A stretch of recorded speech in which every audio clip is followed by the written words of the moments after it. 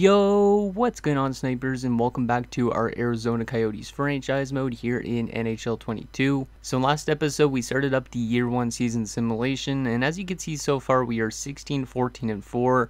We did make a nice waiver claim as well in last episode, and that was picking up Henry Jokiharju from the Buffalo Sabres, who I think was a pretty good pickup because he actually matches our system, and he's only 22 years of age, low top 4 potential. And yeah, he's actually signed for a decent amount of term. So he is a defenseman that is probably signed longest term on our team other than Jacob Chikrin. But as you can see, 22 years old, 2.7 mil for the next 3 seasons. And then he's an RFA still, so we could still lock him up long term if we want to keep him around. But I think he's a pretty good pickup, and like I was mentioning, he does match our defensive pairings, I believe. Doesn't show on this screen for some reason. No, it actually does. He fits like perfectly on our top 6 pairing. He doesn't fit as good on our top 4 pairings, but for right now, he's a really good top 6 defenseman to have for our team. But anyways, in last episode, I basically asked you guys if there was any potential trades we should be making in this episode, obviously, because we're going to be having a trade deadline and simulating the remainder of year number 1. And there was quite a bit of comments we got in this episode, just like the first episode, which I really appreciate, so thank you guys. I'm going to go through each one of them again. So the first one is from Scrubby Chief. He says, take shitty contracts for first round picks. So I think he means to take on shitty contracts so I could get first round picks and stuff like that. It sounds painful, but we could potentially do that, but I don't really know if I want to do that because it sounds like hell, like kind of what San Jose is going through right now because they have a lot of bad contracts. It'd be like to take on one of their bad contracts and get a first round pick because of that, but I don't know if I would be willing to do that. And the next comment is from the Insider. He says, I think that would be cool if you could get by trade 1 to 2 youngsters that does not have a good chance with the respective teams, and that way you could get them for a low price.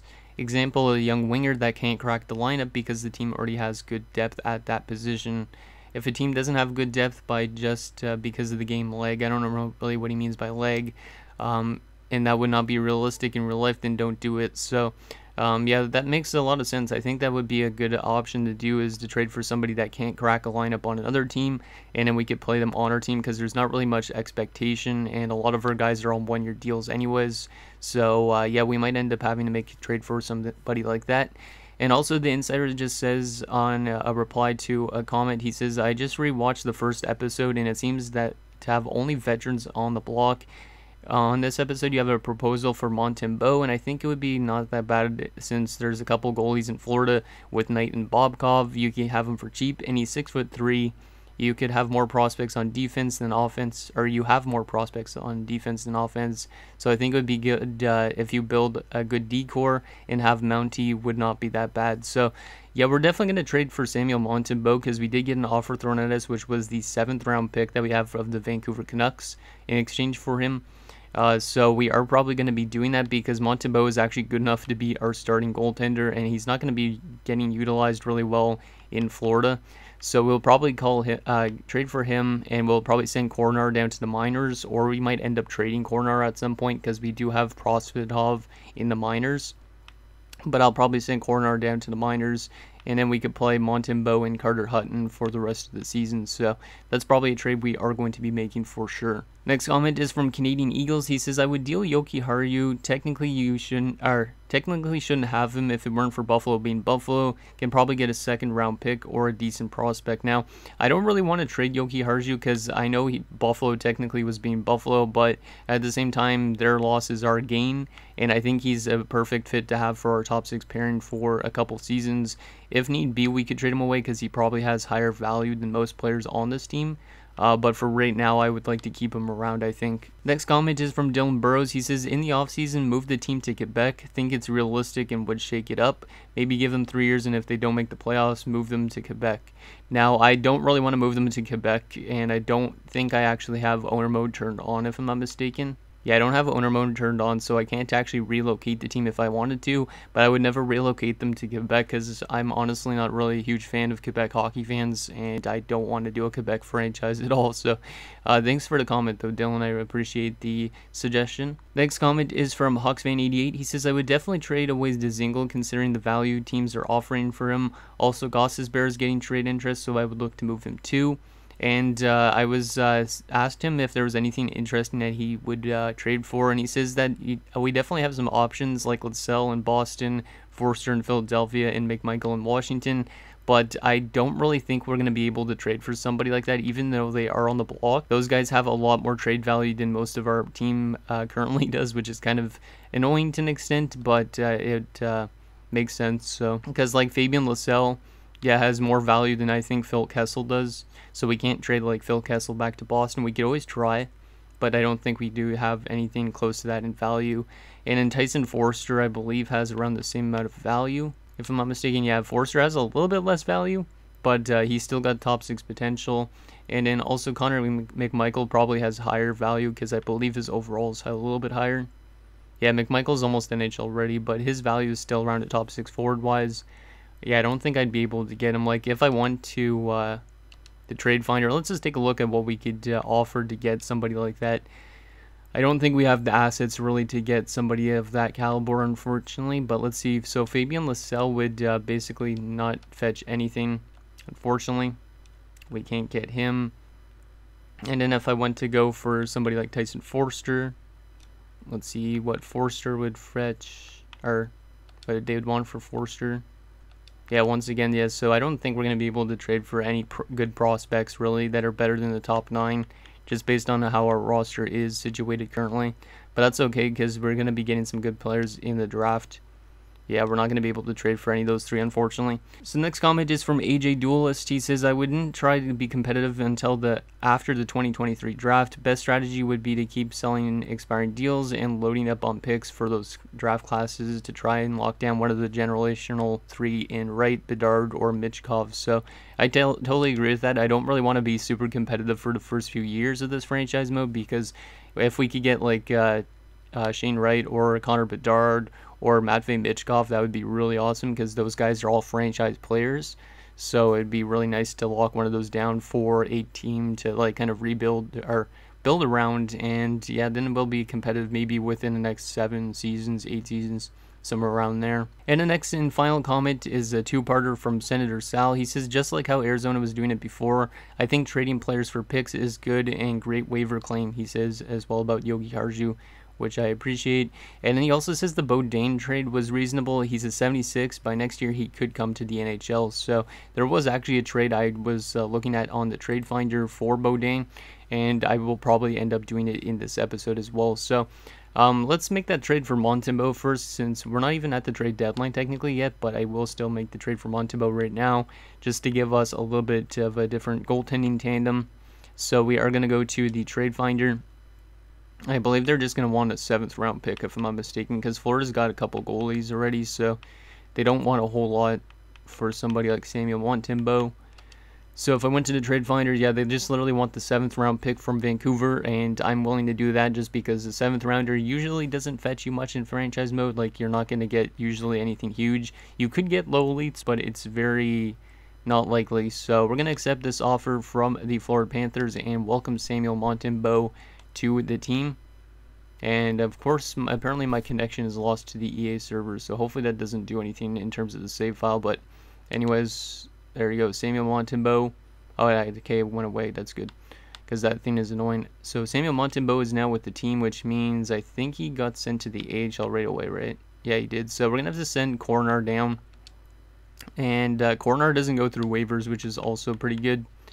So Coronar down. Actually, Montembeault was already in the NHL, so we'll send Coronar down, and then him and Prosvetov will be dueling it out in the AHL. And we'll throw in Samuel Montembeault. Now he's going to at least get a shot in the NHL. Unlike he would have in Florida. He probably would have just stayed in the AHL the entire time and then signed somewhere else. So Coronar and Prosvetov in the minors, and that is good to go. Now, in terms of other trades, let's go to the trade finder and see what we could find. I might make some trades right now. Some of them I might wait till the deadline, just because maybe we could get a little bit more for players. But let's take a look at what we could do in terms of trades. So the first player is Ryan Dzingel. Ryan Dzingel, I believe I could get something decent for. Yeah, we could get, like, if we want to, we could get some picks or a prospect. There was one that I think is the most intriguing, but I don't really know if I should do it. Actually, never mind, it wasn't for this one, but I think we'll just take down some picks for, yeah, we're going to send Dzingel back to Columbus for a 4th and a 7th. Because that 4th rounder, Columbus might not be too good by this season or next season or whatever it is. So, yeah, that might actually be a decently high up 4th round pick. So, we're going to send Ryan Dzingel back to Columbus on his 2nd stint there. So, best of luck in Columbus, and too few dress skaters in the NHL roster. So, we got to call up somebody. So, I guess we will call up Andrew Ladd. Why not? He is making $5.5 million. Might as well put that to use in the NHL. And besides, he's from the same place in BC as I was born, so gotta play him somewhere. So there you go. Ladd is into the lineup. We'll give him also some power play time, because why not? Shades of 06 Andrew Ladd, or Stanley Cup champion Andrew Ladd, hopefully. Might as well just throw him in everywhere that there's an empty spot. Because it doesn't really matter how we simulate the season. We just don't want to make the playoffs, obviously. Because if we could get like somebody like Shane Wright, that'd be pretty nice. So there you go. Ladd is in the lineup. And we will go best line. Actually, not best lines in the minors. We'll just replace. Who is it? Oh, a top liner. We'll just throw in Aku Radi in all these spots. And then, yeah, Aku Radi, maybe he'll get some good development. I don't know what his potential is, though. But it doesn't really matter. So we'll throw him into the 3-on-3 as well, and that should be it. Yeah, maybe we'll leave the other trades for the deadline, because I was looking at some other ones. One of them is actually probably what we'll end up doing, and I'll show you guys it right now before we start simulating, because we got to start simulating a little bit, because or else this episode's going to take too long, because I want to find out the draft class results and stuff for the draft results and whatnot. Lottery. So Gostisbehere, we could literally get, what was it? We could get Nick Beaudin straight up for Shane Gostisbehere, which I think is a good thing to do. Because what is Beaudin's overall now? He's apparently was a 76 before. He's a 77 now, minor top 2, a defenseman. Yeah, we could definitely bring in Beaudin, but what would I have to... I mean, I could play him in the NHL already, or I could just call up Soderstrom, because Soderstrom's pretty much almost NHL already. Yeah, you know what? We're going to do this trade already. And then I will call up Soderstrom, I think, from the minors, because Soderstrom has jumped up to a 78. He is listed as a depth defenseman, so we'll call him up. And then we'll go to the NHL, and I will send Nick Beaudin back down, I think. Does he go through waivers, though? No, he does not. Okay, good. We'll send him back down, just so he could get a lot of playing time, and hopefully he could join our NHL team within a few seasons. And yeah, we'll just throw, not Capobianco. I want Soderstrom into the top 4, which he fits actually pretty good. Be good to get Soderstrom into the lineup, or yeah, because if Soderstrom could get into the NHL lineup, I think I saw him develop pretty well in franchise mode. So, because I was doing an offline franchise mode, I think he went up to like an 86. So that is good. Beaudin in there, and we are good to go on that. And we probably won't trade Phil till the deadline, I think. But that's all the trades we're going to make for now. So let's continue to simulate, because we definitely need to do some simulation instead of just making some trades. So hopefully this team continues to fall apart. Hopefully Andrew Ladd doesn't become a 30-goal scorer or something down the stretch. But let's go to February the 1st, see how we simulate. We win one game, we lose another game, we win another game. We're winning way too much games, though, kind of this season. Like, I don't know really what the problem is with our team, why we're winning games. We should not be winning games. We're not that good of a team. There's a lot of other guys we could trade away as well if we need to, like Jaskin at the trade deadline. But, I mean, a lot of those guys I might just let go to free agency, to be honest, because they don't have enough value to really fetch me anything. So Cameron Crotty's been injured. We'll just go replace player. Okay, there's a couple losses in a row. That's good. But we're still winning more games than we're losing. I just don't want to make the playoffs, because if we make the playoffs year 1, I'm going to be a little mad, because we're going to be more than likely a first-round exit. So, Cameron Crotty back into the lineup.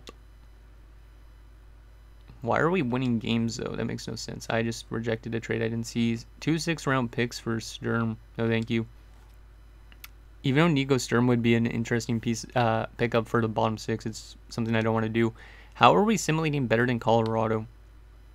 That makes no sense. And we're almost like one of the best teams in our division. Our division is really weak, but it's also pretty close. Huh. Clayton Keller's not even close to point per game, but somehow the goaltending is keeping us in the run for a playoff spot, which is something I don't want at all. Yeah, we're outside of the playoffs by 2 points only. I honestly don't understand it. If we make the playoffs year 1, this game is a mess right now. Let's go to the 1st of March, because we don't have a lot of games actually in February because of the Olympic break, I believe. Or maybe that's the All-Star week break, I don't know. Yeah, we only have 5 games this month. It's not a lot. Timmins is injured with an MCL sprain. Damn, that's long term. 27, 20, and 6. We're now 3rd in our division. We're definitely going to have to trade away Kessel at the deadline, or right now even. Because we are simulating way too good. 60 points. Wildcard has 61. Yeah, it's pretty close. We might end up just missing, but we need to trade away Phil, I think, right now. Or we could trade him at the deadline, because the deadline's only... That's not too far away. And I'm going to trade Phil right now, I think, because I want our team to be hurt by it. And hopefully lose a bunch of games. So we will trade Phil. Let's see what we could get for Phil. So we could get Shergel, who's only a low top 6, but not too bad. 3rd rounder in Benoit, Bocage, and a 6th. Colorado's not been doing too good this year, but they'll definitely get better in a few years. I think I'm going to take this to Shergel 1. Because a low top 6 and a low 7th D. I've seen low top 6s pan out before. It's either that or we take the 3rd and the 7th. I think I might take the 3rd and the 7th from Anaheim, because Anaheim, I don't know if they're going to be that great by then. Like, they're definitely going to be on the uprise, but I don't know if they're going to be that top-notch of a team. So, I think I'm going to accept the 3rd and Benoit, and best of luck in Anaheim, Phil. Sucks to trade away, obviously, a guy like that, but makes sense for him to move on from the team. And we will call up, I guess... Do I actually have to call up somebody? No, I don't have to call up anybody. Okay, good.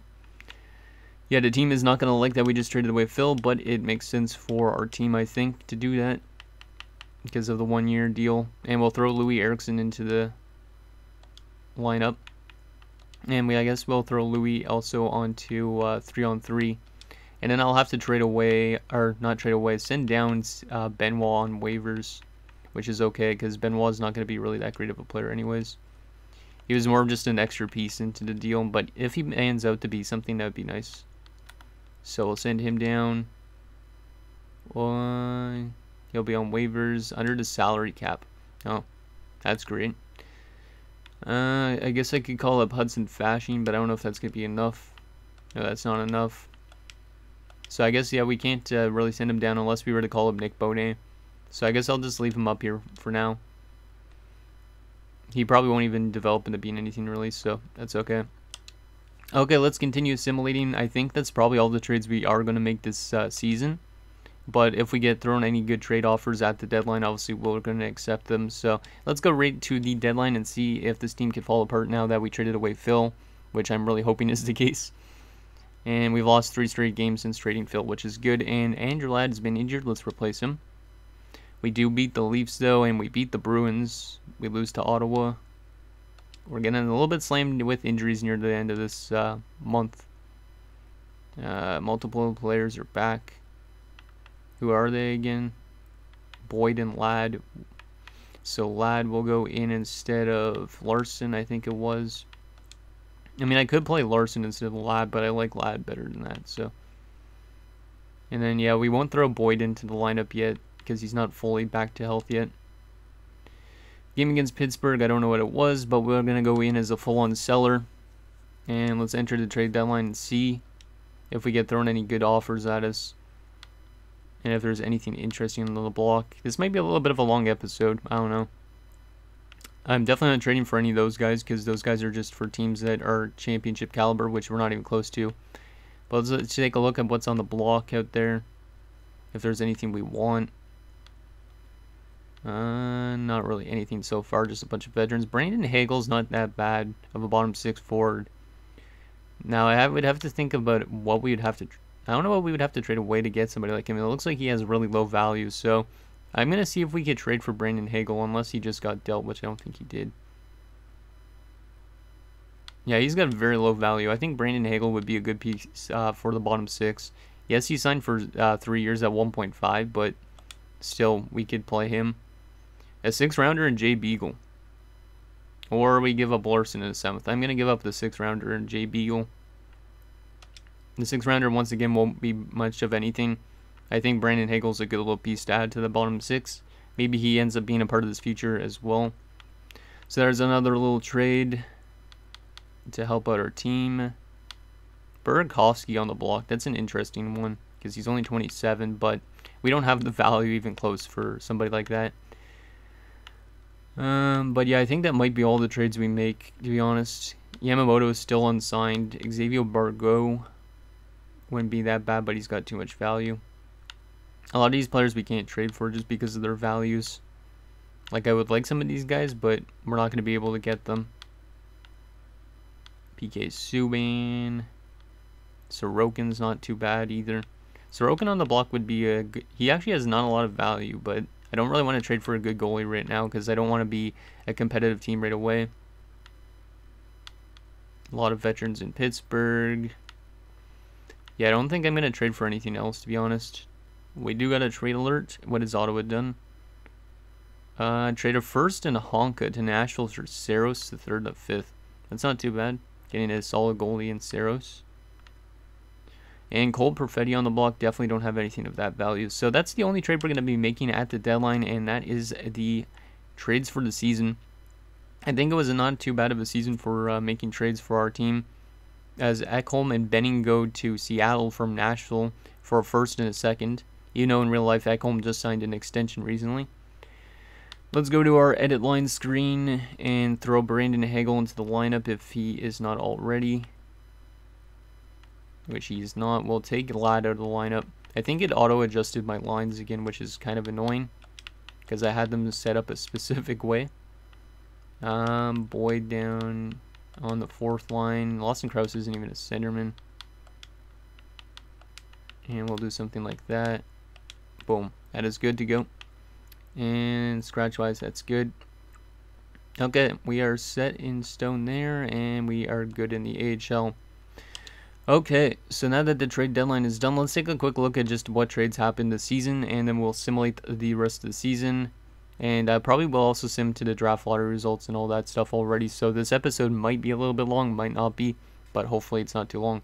So trade-wise, St. Louis gets Houston in for Shen and Saad, basically. So Braden Shen and Brandon Saad headed to Pittsburgh, interesting. Matt Nieto going to Carolina for Antti Ranta. Detroit's getting a 1st and Nils Lundqvist for Letty and the Mesnikov and 2 others. Montreal gets Eric Gustafsson from Detroit for Brook and a 4th and Riley Kidney. Hal Palmieri and Zdeno Chara go to Florida for a 2nd and a 3rd. St. Louis gets Jet Wu and a 3rd for David Perron, Tyler Bozak, and Mackenzie McEachern. Anaheim gets Thomas Hertl for Isaac Lundestrom in a 1st. That's a pretty interesting trade. Pittsburgh getting Braden Tracy and Lucas Dolstall from Anaheim for Brian Rust. Grigory Denisenko and Sam Bennett go to Colorado from Florida for Nazem Kadri, so that's also an interesting trade. The Rangers get Malkin and Rodriguez from Pittsburgh, so Evgeny Malkin's leaving Pittsburgh already for a 2nd and Braden Schneider, not Shen. Some prospects from Vancouver go to Columbus for Jason Demers. Ryan Pulock and Scott Mayfield go to Boston for a 1st, a 2nd, and Brady Lyle. UC Saros to Ottawa. We already saw that one. Nikita Gusev goes to Vegas, which is pretty funny. From New Jersey for Zach Dean in a 2nd and Hayes. We got Brandon Hagel. We saw the Ekholm deal, and we already did the Phil one. So that's all the trades. A pretty interesting trade deadline, I'd say. Some decent deals, like that Thomas Hertl one. Let's continue and get the rest of the season done, because I don't want this episode to be too long for you boys. So we'll go all the way to the 30th of April, because the season ends pretty late this year. Well, Boyd is not injured. Okay, good. Just got to make sure. But yeah, we should end up missing the playoffs. If we somehow end up making the playoffs, I'm going to be mad. Connor Timmins is back, which is good. Not that he's really developing them to being that much. but whatever. Throw him into the lineup. That is good to go. Now let's continue to sim. We're losing a lot of games down the stretch, which might be a good thing for our draft lottery chances. We do win 2 games in a row now, though. Of course, as I say, we're losing a bunch, then we win some. Nick Holden on waivers isn't a bad player to claim, but he is old, and he is more of a player for a competitive team. And Carter Hutton's been injured now. Wow. He's out the rest of the season, so we got to call up Joseph Coronar again.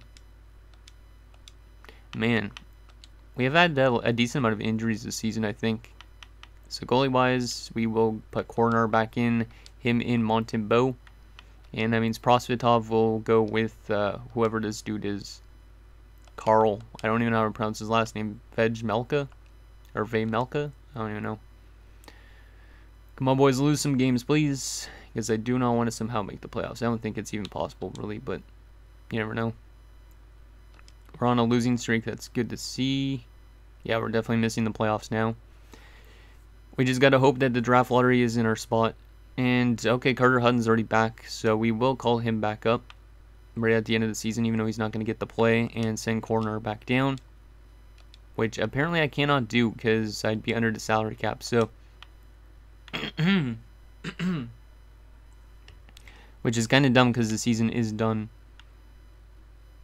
I guess I'll just keep him up here, even though the season's done. We'll go to make more roster moves.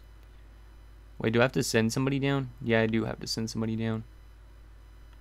We have to send down 1 forward, so I will send down Benoit. No, I can't send him down. I guess I'll just have it auto fix this. As long as it doesn't send down somebody I could lose. So it sent down Coronar. Okay, so we finished our first season 34, 37, and 11. So a good drop off after trading Phil and stuff. We finished 3rd worst in our division with 79 points, which is one of the worst in the entire NHL, which is also good. So let's take a look at our player stats for the season as well as our team stats. And then I think we'll probably still simulate up to the draft to find out where we're drafting, because that's important. So in terms of our forward points, so Barrett Hayton had 45 points this year, so that's actually pretty good from him. He's up to an 81. Galchenyuk played actually pretty solid. 43 points. Schmaltz 37. Not a great year for Nick Schmaltz. Boyd 31. Larson 18. 36. That's really good. But minus 11. Keller 50 points to lead the team. Lawson Krause 43. Actually, that's a really good year for Lawson Krause. Wow. Better than I expected. Angel Lad somehow had 14 points in 24 games. Brandon Hagel with us put up 8 points in 21 games. That's not too bad. Christian Fisher 29 points. Defense, Jacob Chikrin was really solid. Love to see it. Yoki Harju with us played 73 games, 17 points, and only a -5. That's pretty good for a team that's not that good. And then Soderstrom 8 points in 48 games. Not too bad. Goalie-wise, Montembeault was actually pretty damn good. Yeah, because he was playing in the AHL. He went 15, 15, and 5 with a 9.12 and a 2.91. Carter Hutton was actually not that bad either. He kind of over-simulated. Hopefully he ends up retiring year 1. So that's our player stats for year number 1. Let's just take a quick look at the entire league. So McDavid leading in points with 114, followed by Draisaitl, Eichel, and Matthews. Defensively, the best is Thomas Chabot with 63 points. The best goalie this year was Andrei Vasilevsky with 47, which makes total sense. He killed it this year. Best rookie for points was Trevor Zegras with 55, which completely dominated everybody else like Veleno, Newhook, Frost, etc. So that is the player stats for the season. Let's take a look at our team stats briefly. So in terms of the entire league, how did we finish? We finished 27th in the NHL. It's not too bad. Goals for per game. We were one of the worst offensive teams in the entire NHL. That's good to see as well. Goals against per game. We were one of the worst in the NHL as well. Not actually that bad. Kind of like mid-table, but still. 14.5% on the power play, which is one of the worst probably as well. At least I'm assuming. Damn, this screen kind of lags a bit, which is weird. And then our penalty kill was actually really good. Way better than I expected. Yeah, was it? Or did I just miss? Yeah, I think I might have misread. Never mind. Our penalty kill was one of the worst in the league, even though it was 81.9%. 5 shorthanded goals though this year. And yeah, so that's that. Seattle made the playoffs in year 1, which is kind of interesting. Okay, so that is that. Now we got to simulate up into the end of the playoffs. Just because, like I said, I want to find out where we're going to be drafting, because that way you guys have a better suggestions for who we can be drafting in next episodes. So we'll just go best lines in the NHL because it doesn't really matter. I guess our AHL affiliate didn't make it either, which kind of sucks. But yeah, hopefully Nick Beaudin cracks the lineup next season. He probably should, considering a lot of these guys are going to be leaving the team in the offseason. As the New York Rangers win the Stanley Cup in year 1, and Toronto has won the Calder Cup. New York Rangers, the Stanley Cup champions this year. I don't know about that after how they played in their first game of the season. Let's take a look at those awards quickly. So, Rangers win the Stanley Cup. Tampa won the President's Trophy. Minnesota in the Rangers Cup final. Interesting. McDavid, the Art Ross, and the Hart. OEL won the James Norris. Talk about bias. Alex DeBrincat, Lady Bing. Trevor Zegras wins the Calder, not a surprise. Panarin won the Conn Smythe. Grubauer won the Vezina. Gibson wins the William M. Jennings. Edler wins the Masterton. Hutchings wins the Jack Adams. Kopitar the Selke. McDavid wins the Lindsay. And Matthews wins the Maurice Richard. Pretty realistic awards for the most part. AHL-wise, I don't think we had any awards. No, we did not. Interesting. So that is that. Let's continue to simulate so we can see where we're going to be drafting. So we got to find out the retirements too. And draft lottery result-wise, we are going to be drafting at number 10 from Colorado. Oh yeah, do we not have our own? Oh no, we do have our own first pick. We have I forgot we had a first-round pick from Colorado. So we have number 10 from Colorado, and we have our own pick at number 7. So we could move up if we wanted to into the top 5, or we could just draft at 7 and 10, which is not too bad, to be honest. LA's got number 1 though, St. Louis 2, and Pittsburgh 3. So LA is going to get Shane Wright to go with Byfield, which is pretty good. Retirement-wise, quickly, did we lose anybody? I don't really care too much about the rest of the league, because there's not really a whole lot of retirements anyways in year 1. But let me just check. Did we lose anybody? No, we did not. That's kind of a surprise. Okay, so Sekera is now a scout. Same with Johnny Boychuk, even though Johnny Boychuk retired like a year ago, I think, almost already. Let's continue simulating. But we got 7 and 10 in the draft. So let's quickly take a look at the draft class and the contract situation and the progress reports, and then that'll be it for this episode. Once again, sorry if this episode was a little bit long. So we're going to be drafting at 7 and 10. So we don't really actually know a whole lot about this draft class, which really sucks. Because apparently my scouts did not do a good job. But there is a right-handed defenseman supposed to go at number 7. So that's interesting. Or we go with the guarantee and Connor Geekie, who's a real player. So yeah, we definitely have some good choices to go for. So we could go with Sal Monson, Geekie. There's also Danny Zhilikin, which I don't think this guy's that great. I don't know for sure. But yeah, there's some top 6 forward prospects. We could definitely get Calvin Shelley at number 10. And then we could probably go with either Sal Monson or Geekie with our other pick. Or like I said, we could try and move up if we wanted to into the top 5, which would guarantee us Matthew Savoy. There's also Kirk Estrada, who we could get, but I don't really know anything about this guy because our scouts didn't do a good job again. Or we actually don't have scouts in the same region as him, apparently. And then there's also Mackey, top 3, Lambert, and obviously Shane Wright. So that is the draft class. Let me quickly show you guys the contract situation, which I'm pretty sure most people are on 1-year deals. So yeah, these guys, I don't know who we want to bring back in next episode, but if you guys want me to bring back a specific player, let me know. But I probably will bring back most of the RFAs and all that sort of things. So there you go on that front, and there's the goalie situation as well. And then let's quickly take a look at the progress reports. So currently we are getting some good development from Soderstrom. Bonet is almost ready too. Barrett Hayton, Jacob Chikrin's getting good growth. Same with Galchenyuk. Timmins is getting growth. Actually, Galchenyuk's not really getting growth. Maybe statistical, actually. I don't know. So that's pretty much that from the NHL. And in the system, John Farinacci is up to a 73 overall. So he's going to be ready pretty soon. He actually played pretty good in his first year in the minors. Dylan Genther is pretty close to being NHL ready as well.